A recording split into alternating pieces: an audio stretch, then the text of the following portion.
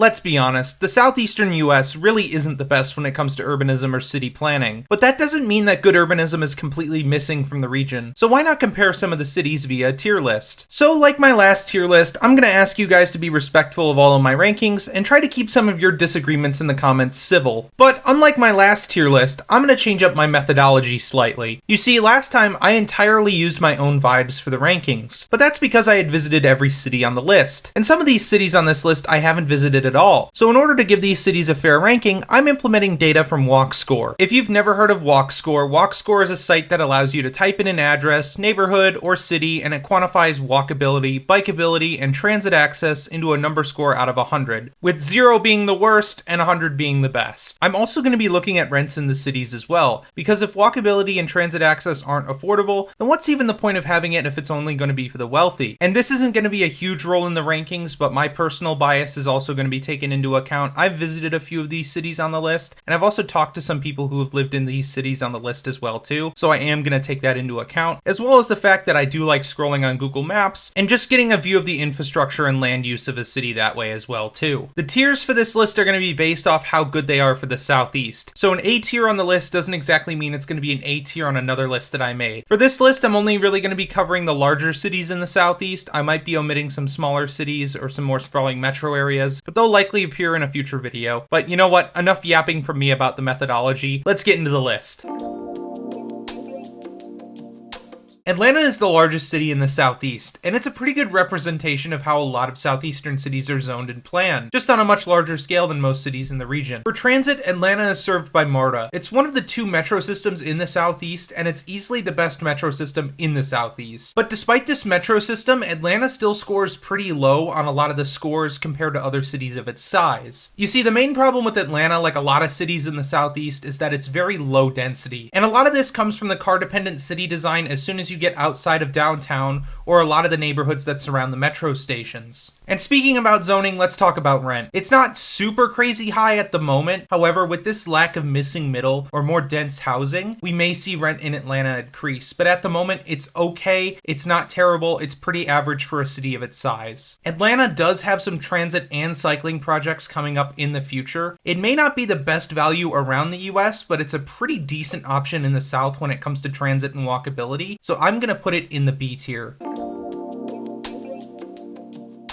Miami is the second largest city in the Southeast and actually has quite a few walkable neighborhoods, especially directly surrounding downtown and to the south of downtown as well. Miami actually does have quite a few different transit options throughout the city, like Metrorail, which is the only metro system in the Southeast outside of Atlanta, Metro Mover, which many people call the most successful people mover in the United States, Tri-Rail, which provides regional rail service through Fort Lauderdale all the way up to West Palm Beach, and Brightline, providing a higher speed intercity service all the way up to Orlando. And it really should be no surprise that Miami ranks as the best city in the Southeast according to the scores. But it also has the downfall of being the most expensive city on the list, and it's not even close. And unfortunately, a lot of this walkability and transit access is concentrated in the more wealthier areas of the city, meaning that the more affordable neighborhoods in the city are going to lack that kind of transit access or that kind of walkability. However, despite this, Miami is still quite a step up compared to a lot of other cities in the Southeast, and I'm going to put it in the A tier.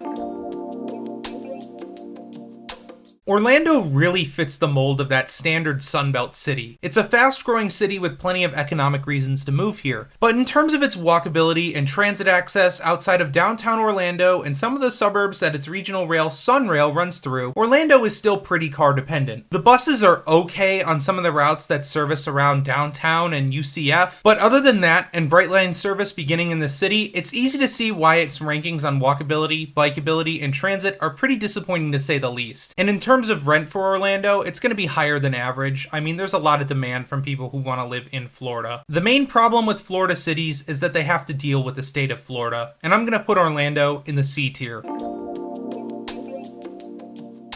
Look, in all honesty, Tampa and Orlando are very, very similar cities in most respects, and it's also represented in their walk scores and rent. Tampa has a few more walkable neighborhoods around the core, like Ybor and Hyde Park, the former having a free trolley service to downtown, but the city really turns into a car-dependent sprawl outside of this zone. Rents are just slightly higher than Orlando, but it's almost not even noticeable. Tampa is also getting thrown in the C tier.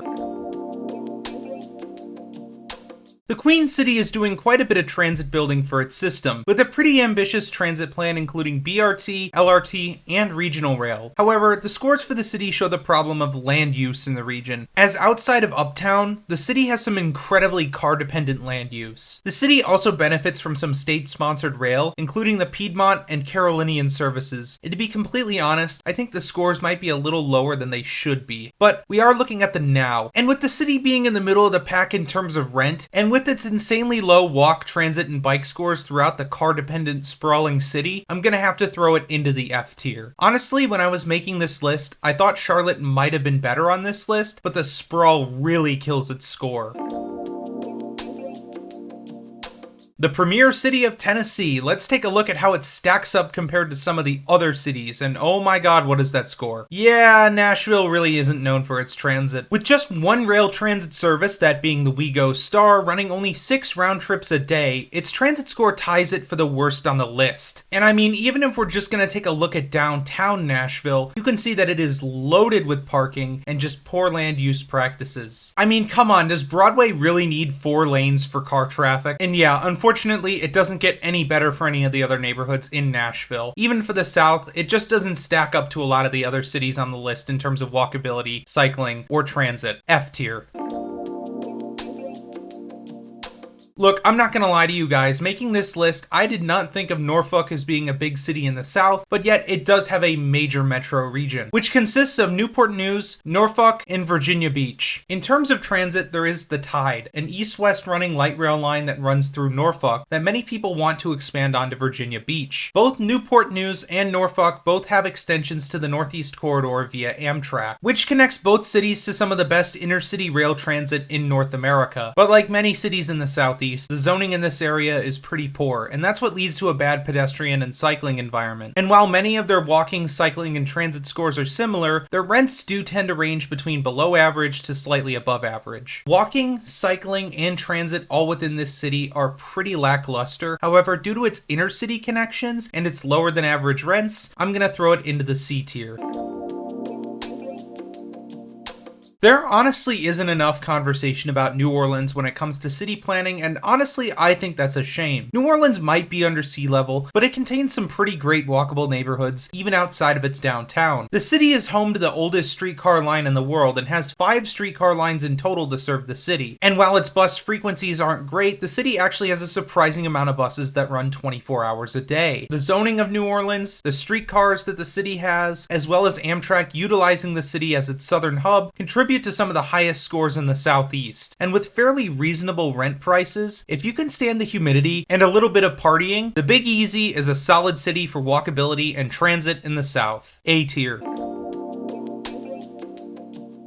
Louisville honestly isn't much of a standout city for walkability or any type of urbanism. It does rank okay on the bike score, but it is pretty lacking on transit, with no railed transit in the city. It does have some rapid bus routes, but overall, Louisville is held back by poor land use that's pretty common in southern cities. What really saves the city of Louisville, though, is its rent prices. It is one of the more affordable cities to live in the Southeast, and that's going to get it put into the D tier.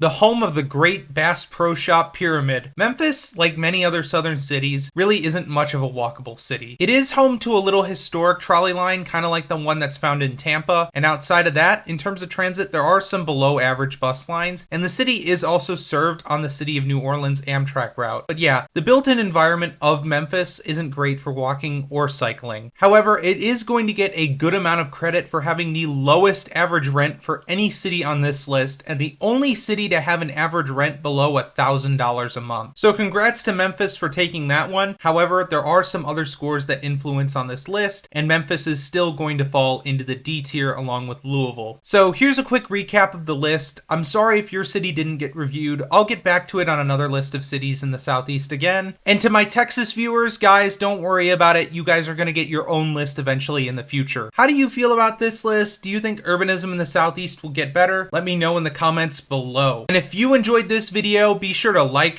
comment, and subscribe. Here's a thank you to everybody who helped me make this video. And here's a very special thank you to all of my patrons, especially Tony Stunts, who's in my Metro tier. If you want to have your name read out in the credits, have a special role on my Discord server, or have early access to my videos, be sure to check out my Patreon, links down below. Also be sure to check out my social medias, link down below. Thank you for watching this video, and as always, I'll see y'all on the next one.